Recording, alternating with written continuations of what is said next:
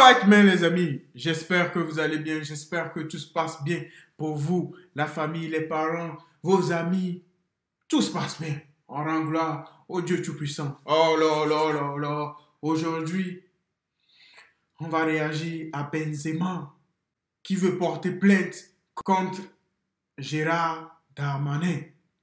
Parce que soi-disant, Darmanin accuse Benzema d'être en contact avec les frères musulmans.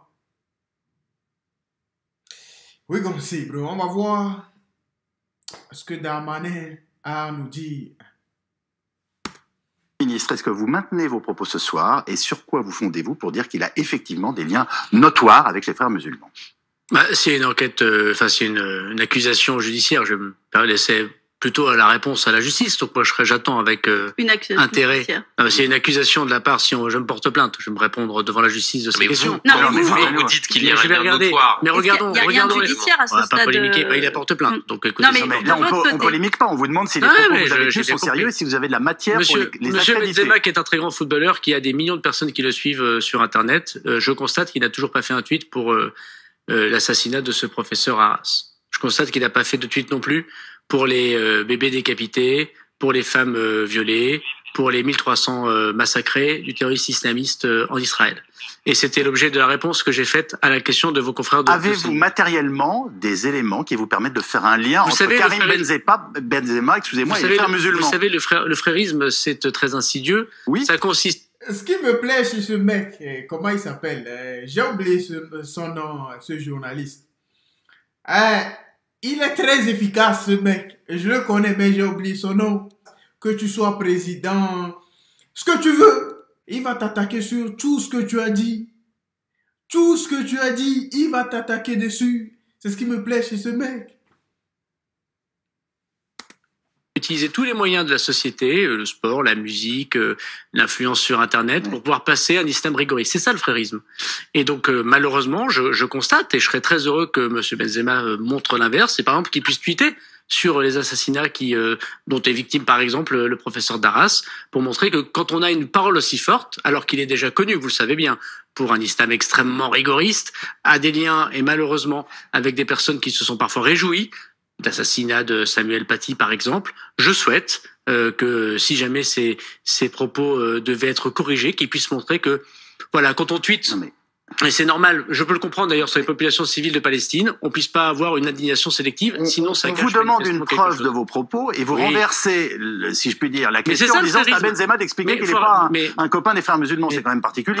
Pardon, parce que votre accusation est extrêmement grave. Pardon, monsieur Calvi, le frérisme, c'est ça. Vous êtes un peu naïf. Il y a... Non, si. C'est très bien ce que sont les frères musulmans. Non, mais vos propos sont extrêmement graves. Le frérisme, c'est ça. Et ils le sont d'autant plus si c'est vrai. Le frérisme, c'est ça. Le frérisme, c'est utiliser malheureusement de façon extrêmement insidieuse des messages sélectifs, pouvoir montrer que il y a par le sport, par la musique, par la société finalement autre chose que ce qu'on pourrait appeler la radicalisation dans un lieu de culte, et qui est quelque chose qui se passait auparavant, et malheureusement par l'enseignement, et moi je salue d'ailleurs un certain nombre d'actions très fortes que fait le ministre de l'Éducation nationale sur ce sujet, pour pouvoir lutter contre le frérisme de manière générale. Gérald Darmanin, on peut, et vous le faites, contester le tweet qui a été celui de Karim Benzema, se poser la question effectivement de la non-réaction qu'il a eue sur ce qui s'est passé en Oui, mais ça, et même sur ses liens. Absolument. Effectif sur la question de la pratique de l'islam qui est la sienne, mais quand vous dites qu'un individu, par ailleurs connu des Français, a un lien notoire avec les frères musulmans, vous êtes responsable public, responsable politique. Est-ce que vous ne prenez pas une forme de risque de dire cela alors que vous n'avez pas d'éléments? Juste un mot. Quand on demande à votre entourage ce qui permet d'attester ce lien notoire que vous évoquez, vous dites que Karim Benzema fait du prosélytisme sur les réseaux sociaux autour du culte musulman comme le jeûne, la prière, le pèlerinage à la Mecque. Donc en gros, si on met une photo sur Twitter du jeûne ou de la prière, ça fait de nous quelqu'un qui fait partie des frères musulmans? Je crois que vous voyez, vous êtes assez symptomatique, me semble-t-il, mais je comprends que vous fassiez votre métier, d'une forme de naïveté assez forte que les Français constatent désormais. Et moi, j'ai pas cette naïveté-là. Il y a des personnes dans notre société, je voudrais mettre M. Benzema de côté. Il se peut que nous soyons naïfs, mais dans ce cas-là, vous avez été excessif. Non, je ne suis pas excessif. Il y a des personnes, et je pense que les Français voient très bien le danger, il y a des personnes dans notre société qui utilisent malheureusement des proxys, des personnes connues, qui ont une meilleure image, et M. Benzema est un magnifique footballeur, personne n'en dit ce qu'on vient, qui ont une responsabilité très forte, qui ont des millions de personnes le suivent, notamment des millions de jeunes, et qui sont capables en effet de poser par exemple avec des imams que l'État français soupçonne de radicalisation, il y a des perquisitions chez eux, avec des autres champions qui condamnent pas l'assassinat ou qui s'en réjouissent parfois d'un professeur. Je crois que vous devez... De quel joueur parle-t-il? Les amis, sincèrement, quel joueur a pu faire ça? Rigoler de la disparition d'un professeur ou de la disparition d'une personne? Ah, s'il y avait un joueur qui avait vraiment fait ça, la FIFA allait prendre des dispositions. Mais moi, j'ai pas entendu parler de ce joueur ou de ces joueurs qui ont fait ça. Rigoler de la disparition de quelqu'un. Sincèrement, moi, j'ai pas vu ça. Dites-moi, les amis, si vous avez vu ça. Comprendre qu'il y a en France, comme dans toutes les sociétés occidentales, un mouvement qui s'appelle les Frères musulmans et qui utilise des vitrines positives pour pouvoir influencer. Vous savez que Karim Benzema joue en Arabie Saoudite, qui est un pays qui proscrit les Frères musulmans, qui est considéré comme une organisation terroriste. Vous voyez bien que pardon, mais le lien n'est pas évident. Il y a la question d'une pratique de l'islam peut-être rigoriste et la question des frères musulmans. Non, attendez, en France, soyons clairs, on a le droit d'avoir une pratique classique. Ce n'est pas pour ça que vous êtes pourchassé, bien au contraire. C'est le cas de toutes les religions. Il y a heureusement, cependant, des gens qui sont capables de dire qu'il y a des organisations malfaisantes, et les Frères musulmans en sont une, qui utilisent des proxys nombreux.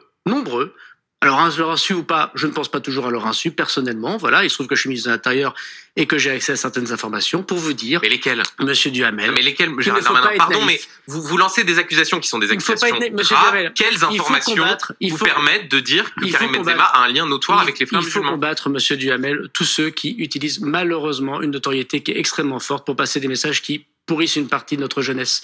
Et ne pas le voir, c'est déplorer les conséquences des causes que vous m'avez tout à l'heure demandé de... Personne n'a vu ça. Qui a vu ça? Moi, je l'ai pas vu.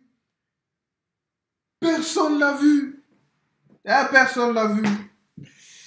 À un moment donné, il faut arrêter de nous prendre pour des cons. Personne n'a vu ça. Nobody. Combattre. Ne pas voir ça, monsieur Duhamel, c'est montrer aux Français que vous êtes naïfs, malheureusement. Il faut être extrêmement dur contre ça. Il y a manifestement une guerre très forte que nous mène un islam radical dont les fréristes sont pas les seuls, mais une partie de la branche la plus efficace et qui touche la société fondamentale. Donc si l'on suit votre raisonnement, vous dites Karim Benzema n'est plus le bienvenu en France?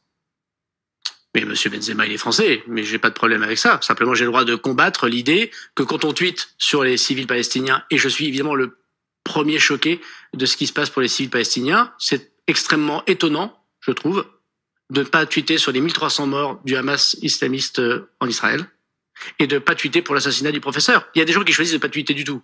On respecte ce silence. Après tout, quand on fait du sport, quand on fait de la musique, on n'est pas obligé de donner son avis sur tout. Mais vous constaterez que c'est une sélectivité qui pose question. En effet, ça vous pose pas question? Alors, peut-être je vous pose la question à l'inversé.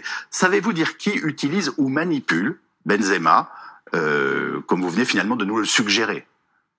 Moi, ce qui m'intéresse, c'est de me battre contre l'islam radical et de comme toute forme de radicalité, d'ailleurs, parce que c'est les musulmans eux-mêmes en premier qui sont touchés par ça. Oui, parce que je connais mes grands-parents, un de mes deux grands-parents étaient musulmans. Je connais particulièrement et personnellement des tas de familles qui me disent, on nous regarde bizarrement dans la rue, nos enfants n'auront pas les mêmes chances que les autres. On peut même plus donner un prénom musulman à nos enfants alors que c'est leur droit le plus strict, parce qu'on sera vu comme étant une cinquième colonne en puissance. La lutte contre l'islam radical, dont font partie les Frères musulmans de manière, si j'ose dire, plus intelligente, parce que plus insidieuse. D'ailleurs, le fait est que pendant 10 minutes, qu'on puisse me poser ce genre de questions sur une télé française, alors que manifestement, cette sélectivité dans les tweets devrait tous nous interpeller, mais c'est ainsi. C'est pas la même chose d'avoir un commentaire politique ou moral sur les tweets et de considérer que quelqu'un avec un argument d'autorité qui fait partie des Frères musulmans. Vous n'avez pas laissé beaucoup parler pendant l'émission, si je peux me permettre, monsieur Duhamel. Je vous dis quelque chose de très grave. Je vous dis que les Frères musulmans utilisent de façon extrêmement intelligente, en utilisant le sport, en utilisant la musique, en utilisant les réseaux sociaux, en utilisant l'enseignement, la charité parfois, la possibilité de faire passer un message qui est profondément anti-français et qui contribue à ce djihadisme d'atmosphère, c'est une évidence. Vous avez des exemples de ça concret? Il y en a tous les jours. Quand vous parlez de la musique, quand vous parlez par exemple dans le football, est-ce que vous pensez à autre chose? Est-ce que vous avez des exemples concrets? Mais il y en a tous les jours. Il y a des gens qui se font malheureusement avoir, si je veux dire, parce qu'ils le font tellement rapidement que c'est caricatural, comme ce joueur de Nice. Ça choque pas plus que ça qu'un joueur professionnel qui travaille dans un club de football en France puisse dire ce qu'il a dit. Bon, ça fait quelques minutes. Heureusement que quelques-uns ont pu se rebeller contre ça, dont la ministre des Sports, mais c'est tout. Il y a évidemment dans la musique, chacun le constate, une influence soft de l'islamisme. Dans l'enseignement, dans la vie caritative, bien sûr que nous le constatons. Et encore une fois, l'immense défi de notre siècle, ce n'est pas d'être naïf. Donc arrêtons d'être naïfs. Quand quelqu'un ne voit pas la différence entre un entrisme, et c'est très important parce que les Français le voient, je pense que c'est ce qui les pousse à considérer que nous ne prenons pas les responsabilités. C'est ce que j'ai fait pour le CCIF, c'est ce que j'ai fait pour le collectif Cheikh Yassine, c'est ce que j'ai fait pour Baraka City, dont on me disait « Oh là là, c'est terrible ». Déjà, j'avais les mêmes procès. Monsieur Darmanin, il confond tout, il n'avait pas les preuves. Heureusement, j'ai été suivi par tous les tribunaux. Et alors là, pour le coup, j'ai pas eu la une des grands journaux quand j'ai obtenu au Conseil d'État l'expulsion de monsieur Iqwisen ou l'expulsion ou la fin du CCIF ou de Baraka City. Tout ça, ça n'a rien à voir avec le sujet. On s'éloigne du sujet. La question, elle est aussi simple. Pourquoi accuses-tu Benzema? C'est aussi simple que ça.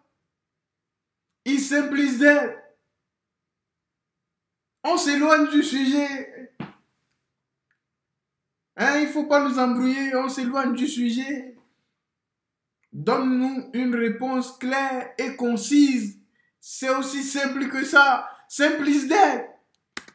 Je vous dis qu'il y a des gens qui sont plus insidieux parce qu'ils ont compris que l'État ne se laissait plus faire, qui utilisent une influence, et cette influence, elle est terrible pour notre jeunesse. Ce que vous venez de dire ne fait pas de doute, Gérald Darmanin. Mais je vais vous dire quelque chose. Si M. Benzema veut montrer sa bonne foi, et qu'il est capable dans quelques instants de tweeter pour la mort de ce professeur, par exemple, pour dire que évidemment c'est une victime odieuse, parce qu'en islam, je sais qu'en islam on respecte toute vie. Les vrais musulmans respectent toute vie. Ils font attention à toute vie. Et c'est une prescription de l'islam. Donc, si M. Benzema est capable de montrer que, en effet, devant 20 millions de gens qui le suivent, y compris s'il habite en Arabie Saoudite désormais, et parce qu'il est éminemment français, il pleure également la mort de ce professeur, je retirerai mes propos. Et je constate que pour l'instant, jusqu'à preuve du contraire, il a fait le choix extrêmement sélectif de porter le même discours que les frères musulmans. Donc il le fera pas. Il ne le fera pas. Ça ne veut pas dire qu'il n'est pas touché. Comme lui-même il le dit, chez les musulmans, ce n'est même pas chez les musulmans. Chez tout le monde, quand tu apprends la disparition de quelqu'un, ça fait toujours quelque chose. C'est comme l'acteur là. L'acteur qui a disparu il n'y a même pas 3 ou 4 jours. L'acteur de la série Friends. Ça a touché pas mal de personnes. C'est comme quand on parle du Congo, ce qui se passe au Congo. Est-ce qu'on a vu des artistes congolais tweeter, des artistes dans le monde tweeter? On n'a rien vu. Mais pourtant, on ne pleure pas. Qui a quelque chose à dire sur ce problème-là? Dites-moi en commentaire ce que vous en pensez, les amis. Pour moi, il ne nous a pas donné de réponse précise, concise. Il a fait autre chose, les amis. We keep walking, bro. Life is life.